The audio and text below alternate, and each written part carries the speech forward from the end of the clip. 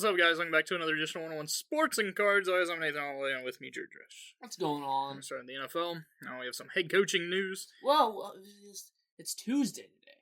It's an off day. It's a weird day. Who cares? It's a Tuesday. Who cares? The Bears hired Lions offense coordinator Ben Johnson as their head coach. The Lions defense coordinator is also, I forget what his name is also supposed to take a head coaching job, probably with the Raiders. But this is a great move for the Bears, for the Lions. If you're a Lions fan, this was your year to be good and win a Super Bowl, because next year you're not going to be that good, because your offense coordinator and defense coordinator ran the show. Dan Campbell barely does anything besides talk. And if you want to come at me about that, you can, but he's not the one out there calling plays. It's the offense and defense coordinators, and losing the two best in the NFL, in my opinion, is going to be a huge blow, and I don't expect the Lions to be very good next year. They'll still be playoff good, but you're not going to see them be a championship contender. The Patriots hired Mike Vrabel as their head coach. I don't think we talked about this yesterday, because there's not much to talk about. Of course, he played for the Patriots. Solid move. Kind of feel bad for the guy, though. So it's not a good situation. The Vikings signed Kevin O'Connell to a multi-year extension, well-deserved. Yeah. Divisional recap: Chiefs defeated the Texans 23-14. Mahomes 177 yards, touchdown. Kelsey 117 yards and a touchdown. The Texans suck. Commanders upset the Lions 45-31. Jaden Daniels 299 yards, 2 touchdowns. Brian Robinson Jr. 77 yards and a touchdown. And Terry McLaurin, I think he had 2 touchdowns, actually. Yeah, Brian Robinson had 2. Terry McLaurin, 87 yards and a touchdown. Jared Goff, 313 yards, touchdown, and 3 picks. The Lions turned the ball over 5 times. In the game, Eagles held off the Rams 28-22. Man, I wanted the Rams to win this game so bad, because screw Philadelphia. Jalen Hurts, 128 yards, 70 rushing yards, and a rushing touchdown. Saquon went wild again, 205 yards, 2 touchdowns in the snow. And Stafford, 324 yards, 2 touchdowns. Disappointing loss for the Rams. Bills outlast the Ravens. You want to talk about a disappointing loss? Bills outlast the Ravens 27-25. Josh Allen, 127 yards. James Cook, 67 yards. Lamar, 254 yards, touchdown, a pick, and a lost fumble. Derrick Henry had 84 yards and a touchdown on the ground. And Mark Andrews should be cut from the team, in my opinion. Although there is a lot of blame to go around. You can blame Lamar, but Lamar was arguably the best player on the field in this game. He did enough in the second half to bring them back, and then Mark Andrews did 2 things that you just can't do. When you can't drop a ball when you're wide open on the to tie the game on a 2-point conversion, and the other is when you catch a ball in the middle of the field, you run north-south, not east-west. Because what happens when you run east-west? You're going to get hit, you're going to get the ball knocked out. And when you watch the replay, he had wide open space in front of him and decided to be an idiot and run straight to his left, which made 0 sense. But, yeah, Isaiah Likely's better anyway. Mark Andrews was bad this season. He had a good middle of the season, but I don't expect him to be back with the team, to be honest. You want to say anything about it? It wasn't just him that caused it, but he was a big possibility. I mean, the team sucked. The whole team, even Lamar sucked. He was not good. You're still the best player on the field. Yeah, but from either team. It wasn't good, though. It wasn't. He can't carry the whole team. I mean, Derrick Henry dropped a pass that they still got a touchdown on that drive. But still, you never know. And then Lamar with this fumble, they were halfway down the field already. Ravens just choke again. The championship round preview is the Commanders and Eagles. Who wins? Eagles. I'm not going with who I think is going to win. I'm going to go with who I want to win in both of these games, which is not who is actually going to win. I'm picking the Commanders because I want the Commanders to win. I don't want Philadelphia to win. I'm tired of Eagles. I'm tired of Eagles fans because I'm tired of the city of Philadelphia because it just all around sucks. And screw the Eagles. So Commanders. Bills, Chiefs. Bills. I'm also going with the Bills. Screw the Chiefs. You know they won't win. You know the Chiefs will win, and they'll win the Super Bowl because they're too busy paying off the refs, and you know, the refs suck. We're not going to dive into that because I could go on and on about the refs, and if I do that, we will not be having this podcast anymore because you will not like what I have to say, and we will probably get canceled. It's amazing we haven't already.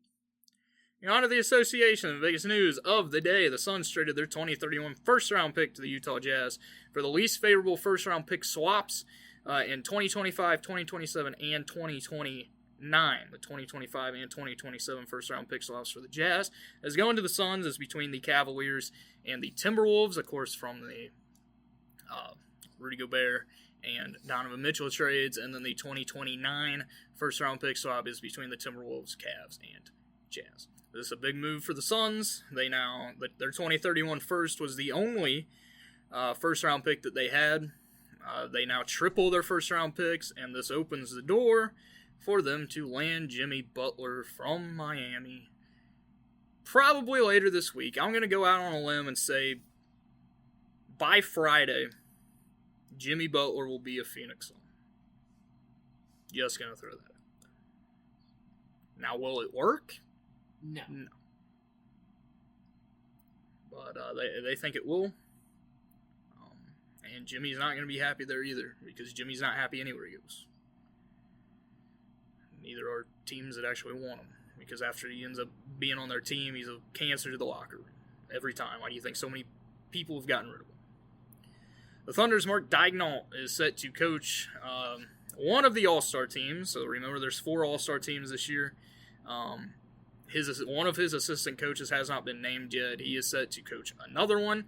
The other will likely be Kenny Atkinson and one of the Cavaliers' assistant coaches for the East. The Cavs have not officially clinched the best record in the East before they take it from before February 2nd. The Thunder have already done that. The Cavs should do that with a win and a Celtics loss, which could have happened yesterday, but instead the Celtics blew out the Warriors by 40 points, which we'll talk about here in a second. The All-Star starters are set to be announced on TNT on Thursday. Right now, let me pull this up. The All-Star starters for the Western Conference, I know the Western Conference off the top of my head. The Western Conference is, right now, the voting is Shea leads all guards, which well-deserved. He deserves to be an all-star. Jokic leads all the front court players. He actually has the most votes of anybody, which is well-deserved. Of course, it's not going to load.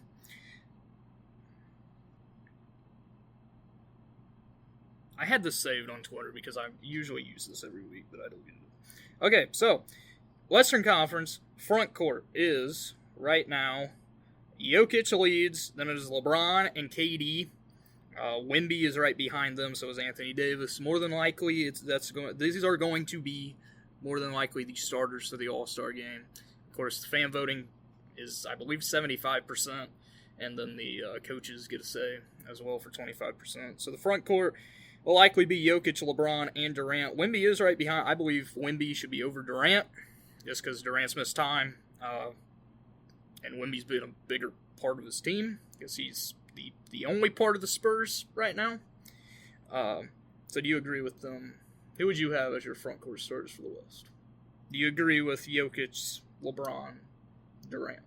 I'd probably put Wemby in for Durant. Okay. For the guards right now, it is Shea and Stephen Curry. Luka's third. Luka's not going to be able to play in the All-Star game anyway. Kyrie's also on there. Do you agree with Shea and Curry? I also agree. For the East right now, Giannis leads everybody in votes in the league. It is right now him, Jason Tatum, and Karl Anthony Towns. I believe that is the right front court.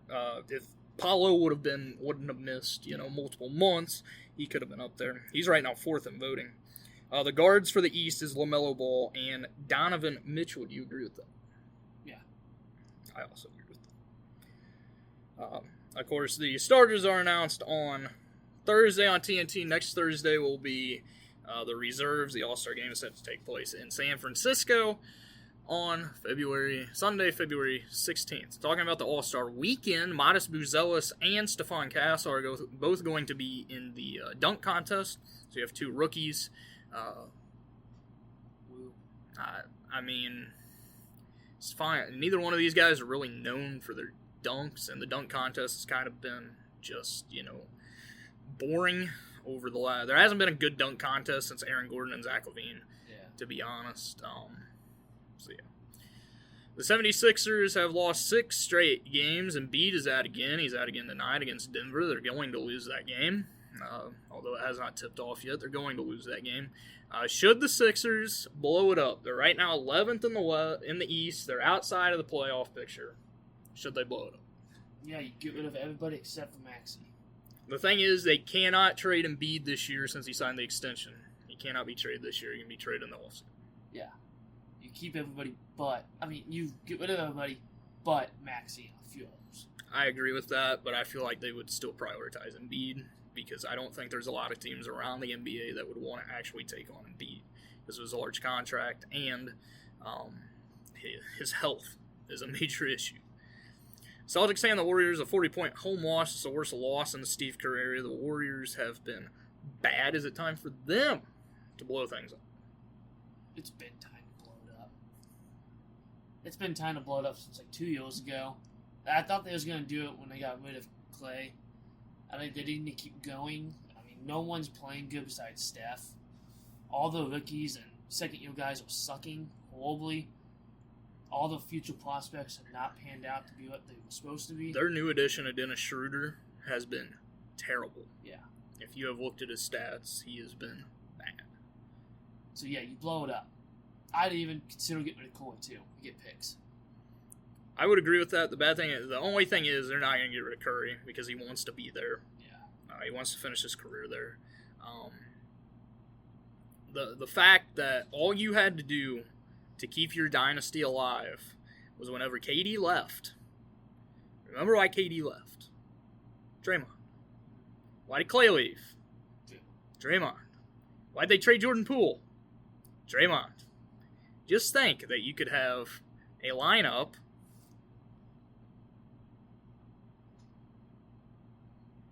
of, Curry, Jordan Poole, Clay, and, Durant, and then whoever you want to fill in at center. But instead, you decide to keep Draymond, he's been really bad this year. He's more worried about, being off the court and doing his podcast. It's time for them to blow it up. They won't because they're not smart enough to do it. They still think that they can, be a championship contender with a few moves. They're not going to be able to make any moves. They have the only player on their team that is tradable is Jonathan Kuminga, and they refuse to put him in deals. If you don't trade him, you're not going to land somebody good. Nobody wants Podziemski right now. Nobody wants Moody. Nobody wants freaking Draymond. I mean, nobody wants anybody you got. Unless you're somebody from the Athletic. I think it was the Athletic. If it wasn't the Athletic, I'm sorry, because I actually like the Athletic. But somebody had them trading Curry and Draymond to the Rockets. That's not going to happen. For one, why would the Rockets do that? Why would anybody want Draymond Green? That's my first question. Dylan Brooks and Draymond would not get along.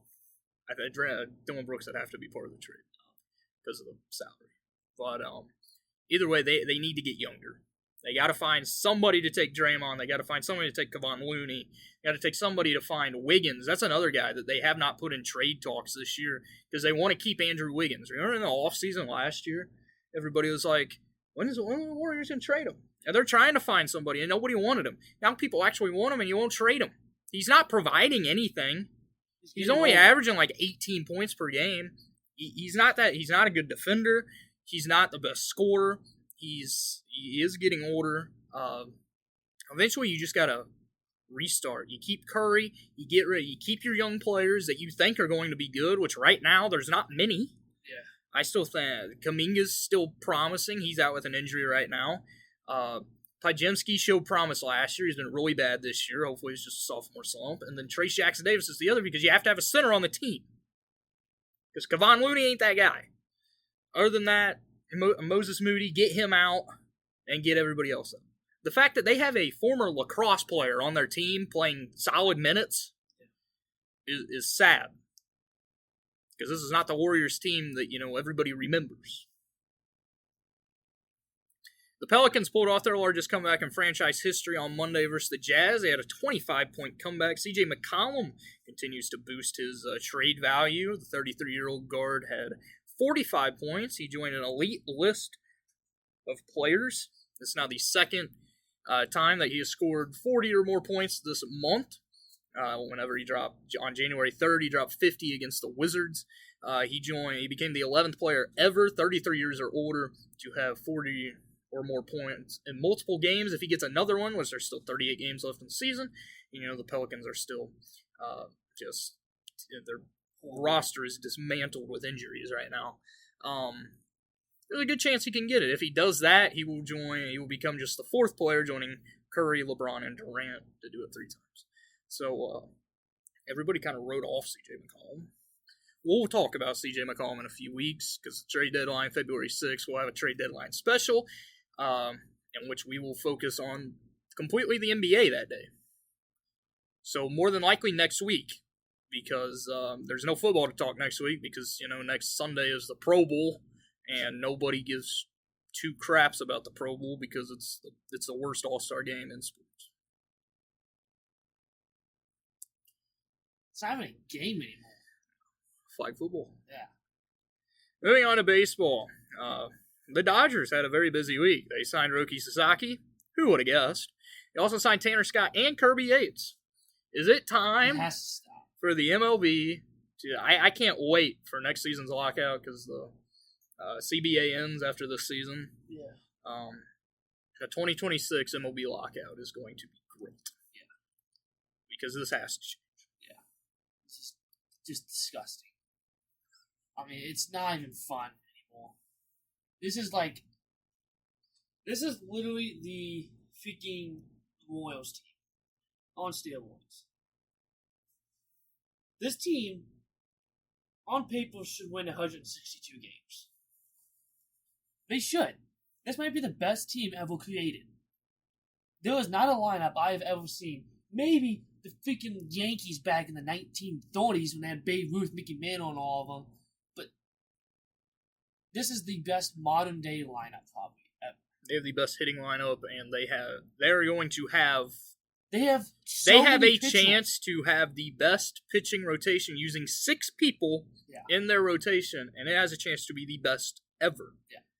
I mean, they have 3 former Cy Young Award winners. You have the top guy this year, Roki Sasaki, coming over, and everybody thinks he's going to be great. Then you have the top guy last year, which was Yamamoto, who played very well until he got hurt. And just think, all the prospect pitchers they have that was pitching last year, Bobby Miller. He's going to be the bullpen most likely. I mean, this team is going to be unfair. It has to stop. This is ruining the game of baseball. I mean, you'd be a silly bastard not to pick the Dodgers to win the World Series. They have to do it. They need a salary cap floor so that we stop with, Cincinnati, the Rays, the Nationals, everybody who refuses to spend money. Or if you want to talk this year, the Cardinals, who have not signed 1 player in free agency. And then you got to have a salary cap. So you don't have, the Dodgers, the Mets, all these owners that have the deepest pockets in the league. Well, the Mets owner does. The Dodgers isn't the deepest. He just, defers it until, he's dead. Yeah. Or until the players are dead, too. But something else. The Blue Jays signed Anthony Santander. They finally got somebody. Of course, they were in on basically everybody that the Dodgers signed. So they got Santander. Do you like this move? I think it's a good move.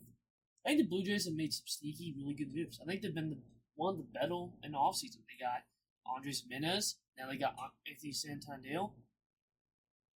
I might be missing 1 or 2. But I think this team's going to be good. And they trade Vlad.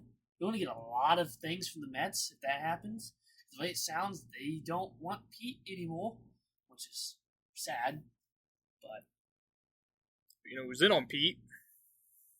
Blue Jays. Yeah. Blue Jays are in with Pete Alonso and Jurickson Profar. Who Profar's a great player. I think the Blue Jays making good moves. I think they are.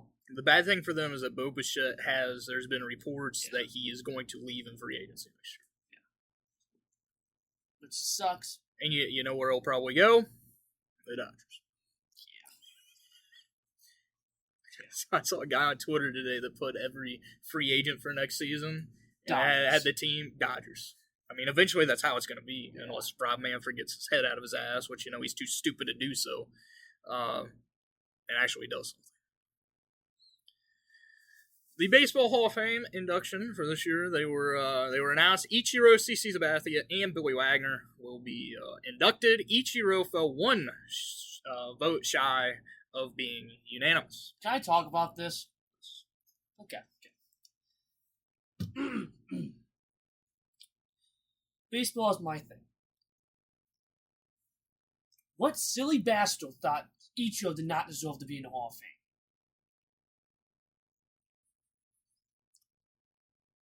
I know you don't like Ichiro. I don't, but he's a great... He is one of the greatest players of all time. He would have had a chance to be the all-time hit leader if he would have came over earlier. He came over at like 26. And he still got 3,000 hits in the MLB.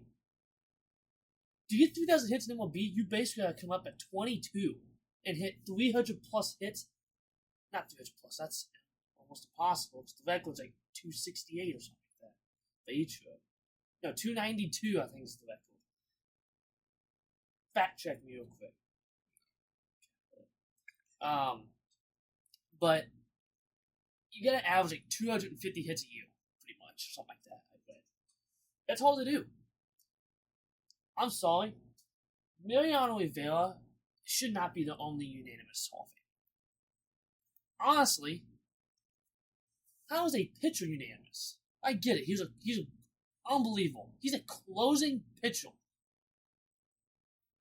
You tell me a guy that is one of the best outfielders I've ever seen, hitters I've ever seen.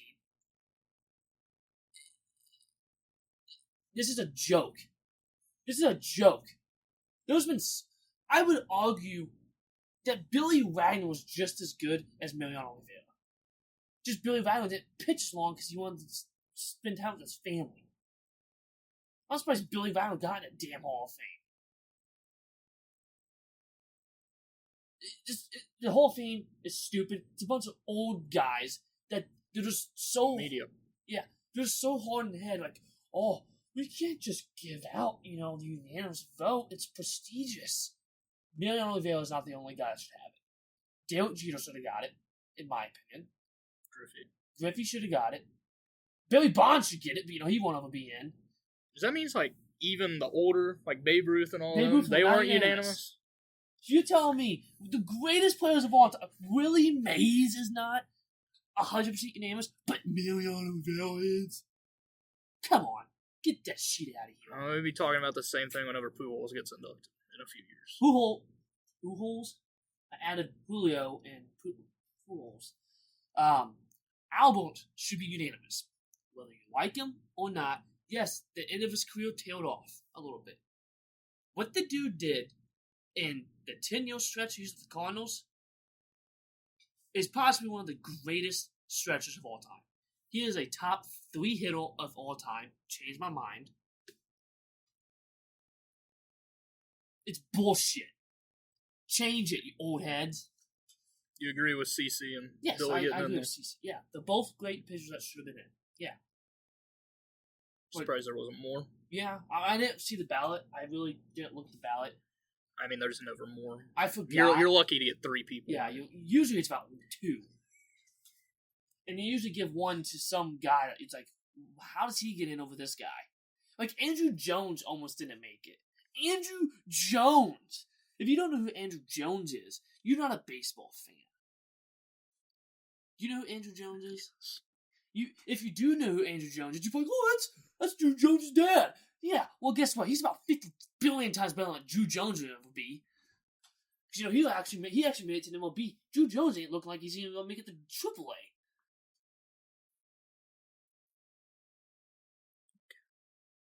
You done with your rant? Yeah, I am. It's ridiculous. Ichiro should be unanimous. And if you don't agree with me, you're an idiot. I'm sorry. And why am I saying sorry? Because I'm not sorry. You actually cold-heartedly believe deep down your soul that Ichiro is not a unanimous player that should be in Hall of Fame. Unanimous? You're an idiot. I don't know the person who didn't vote him. Yeah. They should release this information. And they should never be able to vote again. If they've released information, people may go kill them. Yeah, I know. Because that's all it was on Twitter after this was announced about 2 hours ago. Moving on to college football, Ohio State wins the national title over Notre Dame 34-23. Quinshot Judkins made the Notre Dame defense his bitch. Other than that, there's not much to talk about. Thank God Notre Dame actually made it somewhat of a game at the end, because it was... to be honest, I honestly thought about turning it off midway in the third quarter and just start working on articles, which I did start working on articles. I just had it on mute, and the next thing you know, I look up, and it's like, oh, they've somewhat came back. So I watched the end of the game. Should have just turned it off. Yeah. I thought Notre Dame was going to... They came out swinging, man. First drive took 6 minutes. They got the touchdown. Like, okay, they got something. After that, it was just a... It was a bad... It was a great first drive by them, but it was a bad first drive with how much they used Riley Leonard. Yeah. I mean, the dude was gassed. Yeah. After it. And you really don't want, your star player to be gassed after the first drive of the game. Especially against Ohio State. Yeah. Whose defense is going to eat you up, and the offense is the most potent offense. Also, not to diss on Marcus Freeman, because he had a great year. But some of the calls. Yeah. For one, the field goal, you should have just went for it. Also, your defense, the fact that you decided to play man-to-man. You've seen Ohio State just eat up man-to-man coverage all year. Because, they have... 3 guys. You have 2 great running backs. You have a great quarterback in Will Howard. You have Ryan Williams on one side. And then you have Emeka Ibuka on the other. Ryan Williams? Jeremiah Smith, shut up. Sorry, I was thinking Alabama. You have them on the outside. You have a great tight end. There's nothing you can do if you play man-to-man. Someone's going to get left open. I don't get why he didn't switch to zone until the second half. And you saw in the second half, it worked. Yeah. Until that final play for Ohio State, and was Jeremiah Smith had the long reception. Because they had a zero blitz and decided to put one of their younger corners on him. Man-to-man, it didn't work. If you would have just watched game film from last week and see what Texas did. Texas held Ohio State in check last week by playing zone. That's why Jeremiah Smith had 1 catch for 3 yards in that game. I know you're a man-to-man team, but eventually you got to switch things up. You can't just play man-to-man every time. It's not going to work. Because you get teams like Ohio State, which has 6 weapons that they can hit you with, and one of them's going to get left open. Someone's going to get bunt, someone's not going to be covering the guy, and that's what Will Howard's going to pass to. Because Will Howard proved to me he's one of the best QBs in the country. He will not find that success in the NFL next year. Neither will Riley Leonard. He can't pass. Exactly. On college basketball, college football's over. Really? I didn't know that. They got to change some things. At the playoffs, got to change the playoff system again. Sorry, they have to. They got to change. The national championship game should not be on a Monday. Yeah. There was no coverage for it from ESPN all week. Yeah. There were multiple people that on Twitter and social media didn't even know the game was last night. That's a problem. It should be on Saturday or Sunday. NFL. Yeah. I agree wholeheartedly with what J.J. Watt said. I think it was J.J. Watt who put it on Twitter last night. If you're going to do this, start the season earlier. Yeah. And have, everybody, your biggest games are on New Year's Day. Because that's the start of the playoff. Make the championship game New Year's Day. Then you don't have to, half the season, you don't have to mess with the NFL. You don't have to mess with the NBA. You don't have to mess with all these other sports that are going on. Tennis is going on right now. And also, you're not going to have to mess with the NFL playoffs. Yeah, because no one's going to pick. I mean, it also didn't help that yesterday was a holiday. You had basketball on that night. You had people coming off of NFL from Saturday and Sunday. You also had the inauguration. But even like watching, I watch ESPN all the time. When I turn my TV on, that's what it's on. Surprising, right? And you barely saw any advertisement for it. You barely saw any of their talk shows, SportsCenter, or anything actually cover it until the day before or the day of. Yeah. Like, you should be, as soon as last week's games ended, you should be on there. Every other ESPN commercial should be National Championship. It's one of the biggest sports championships in there was a reason why the cheapest tickets were $3,000. Yeah. And people were paying over $10,000 to go to see a very crappy game. You got to do better. That's all I got to say. They also got to figure out the transfer portal. Because the transfer portal is stupid. This is also coming from a Wisconsin fan who had one of their corners transfer to Miami without entering the transfer portal. I don't know how that happens. But, yeah. You got to fix something. Moving on to college basketball, where the transfer portal is not as bad. The new rankings came out.